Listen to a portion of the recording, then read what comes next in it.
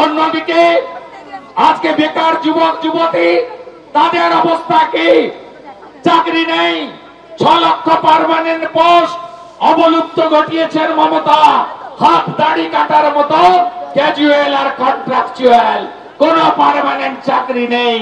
চাকরি নেই এই রাজ্যে।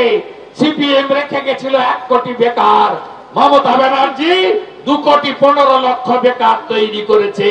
7 লক্ষ পরিযায়ী শ্রমিক করে যুবকদের বাড়ির বাইরে বের করে দিয়েছে অন্য রাজ্যে। তাড়াতে হবে কে? বাংলায় যদি প্রতি হাতে কাজ, প্রতি পেটে ভাত, প্রতি মাথায় ছাদ চান, তাহলে বিজেপিকে আনতে হবে। 1,20,000 বাড়ি হয় না, বিজেপিকে আনুন। 3 লাখের বাড়ি, নলে জল, অরুণোদয় কর্মসূচিতে সোলার আলো, আর একটা করে স্বচ্ছ ভারতে শৌচালয় প্রত্যেক বাড়িতে ভারতীয় জনতা পার্টি দেবে। বড় বড় কথা বলেন। আজকেও বলেছেন কৃষ্ণনগরে টাকা দেয় না। উনি নাকি 100 দিনের কাজে 75 দিন কাজ দিয়ে ফেলেছেন। 78 লক্ষ ম্যান্ডেট। কত বড় মিথ্যাবাদী! আজকে কৃষ্ণনগরে মাননীয় রাজ্যসভার সাংসদ শ্রমিক ভট্টাচার্যের দেওয়া ফুলিয়াতে 15 লক্ষ টাকার রাস্তা, সেটা উনি ফিতা কেটে উদ্বোধন করে দিয়েছেন। ঢপশ্রী কর্মসূচি, ওটা পথশ্রী নয়, ঢপশ্রী। একটা টেন্ডারও ম্যাচিওর করেনি, কেউ কাজ নেয়নি। আমার ঠিকাদার বন্ধুরা স্ত্রীর গয়না, মায়ের গয়না বন্ধক দিয়ে ব্যাংক থেকে লোন নিয়ে আপনারা কাজ ধরেন, কাজ করেন লাভের আশায়। আপনাদের মনরেগার মেটেরিয়ালের টাকা মেরেছে মমতা, পিএইচির টাকা মেরেছে মমতা, পথশ্রী 1-এর টাকা মেরেছে মমতা। মমতা ব্যানার্জি এপ্রিলে প্রাক্তন হবে, কেউ আটকাতে পারবেন না, কেউ আটকাতে পারবেন না। আমি নন্দীগ্রামে হারিয়েছি, আমি আপনাকে বললাম ভবানীপুরেও হারাবো। মমতা প্রাক্তন হবে, আপনারা কেউ কাজ করবেন না, টাকা পাবেন না। বিজেপি এলে কাজ করবেন, কাটমানি মুক্ত হবে, সিন্ডিকেট রাজ মুক্ত হবে, মাফিয়া রাজ মুক্ত হবে, তোষণের রাজনীতি মুক্ত হবে। দামোদর রূপনারায়ণ কোন নদীর অস্তিত্ব আছে বন্ধুরা বলুন? কোন নদীর অস্তিত্ব আছে? 2000 টাকার বালি 12,000 টাকা কেন দিতে হচ্ছে আপনাদের? বালি লুট চলছে। এখানকার ওসি আইসিরা তারা কোটি কোটি টাকা তুলে এসপির কাছে পৌঁছে দিচ্ছে। এসপিরা 25 ভাগ টাকা রেখে 75 ভাগ কালীঘাটে পৌঁছে দিচ্ছে। এই বালি চোরেদের হাত থেকে নদীগুলোকে বাঁচাতে হবে। তাই মনোভট্ট মমতা তাড়াতে হবে, মমতাকে তাড়াতে হবে। আর আপনাকে বলি, সেমিফাইনাল হলো এসআইআর। এসআইআর হলো সেমিফাইনাল। 7 লক্ষের কাছাকাছি নাম বাদ গেছে। আজকে রাত্রি 12টার পরে ক্লোজ হয়ে যাবে। 16 তারিখে ড্রাফট ভোটার লিস্ট। তারপরে 1 কোটির বেশি নোটিশ পাবে। যারা সিরাজুলের বাবা মফিজুল সিরাজুল তার বাপের নাম চেঞ্জ করে হাফিজুল লিখেছে, এদেরকে ধরা হবে। এরা ভারতীয় নয়, বাংলাদেশের মুসলমান। যে রাস্তা দিয়ে এসেছ, ভাগো এই রাস্তা দিয়ে, ভাগো এই রাস্তা দিয়ে। কোন ভারতীয় মুসলমানকে নিয়ে বিজেপির আপত্তি ছিল না, আজও নেই। কিন্তু আমরা বাংলাদেশি মুসলমান রোহিঙ্গাকে রাখবো না, আমার ভাত খেতে দেব না, আমার জমি দখল করতে দেব না। এ মাটি ভারতীয়দের মাটি। তাই এসআইআর হলো সেমিফাইনাল।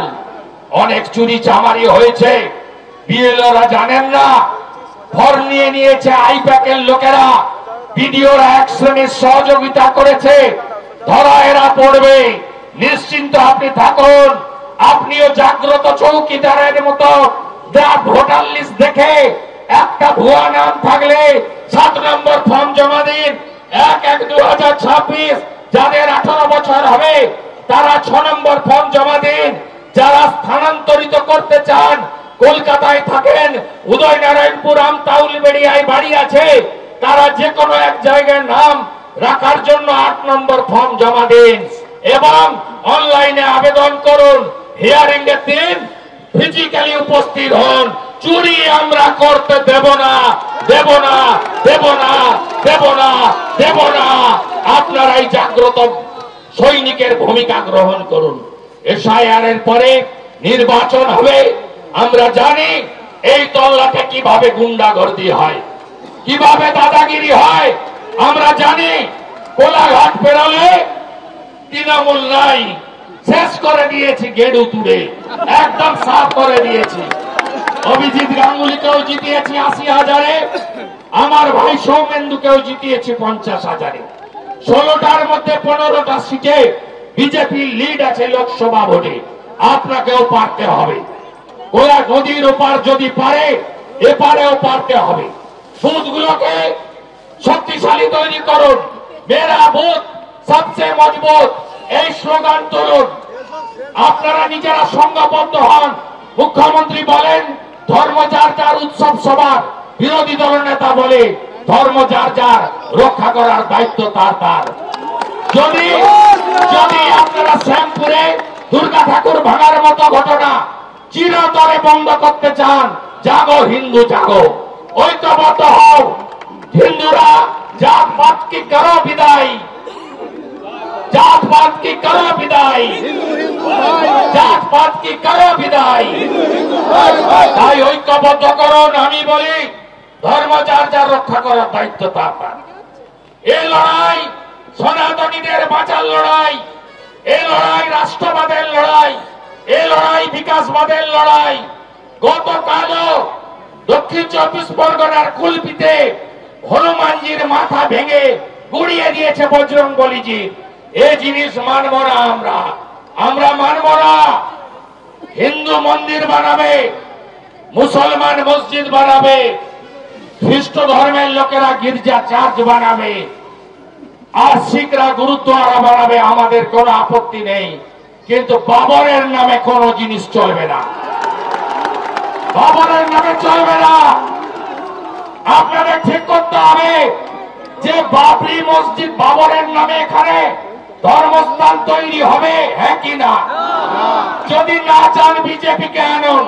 কথা দিয়ে গেলাম, বিজেপির একজন রাজ্য স্তরের কার্যকর্তা হয়ে বিজেপি সরকার এলে মন্দির মসজিদ গির্জা গুরুদ্বারা যত খুশি করুন, জমি থাকলে করুন, অর্থ থাকলে করুন, অনুমোদন দেব, কিন্তু বাবরের নাম লিখতে দেব না। এবারের নির্বাচন পশ্চিমবঙ্গে বাবরের নাম লিখবেন না মুছবেন? বলুন আপনারা, বলুন আপনারা, বাবরের নাম মুছবেন? বাবরের নাম মুছবেন? বাবর কে ছিল? মোগল হানাদার।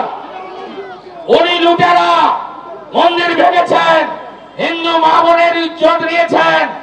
এই বলাৎকারী বাবরের নাম স্বামী বিবেকানন্দ, চৈতন্য দেব, নেতাজি সুভাষচন্দ্র বসু, ক্ষুদিরাম বসুর ভূমিতে ঠাকুর রামকৃষ্ণ দেব, আজকে তিথি পুজো মা শারদামণির, এই মাটিতে লিখতে দেব না।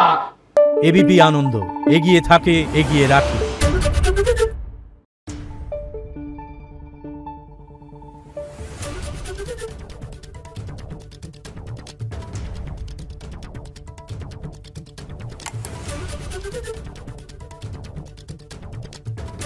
Thank you.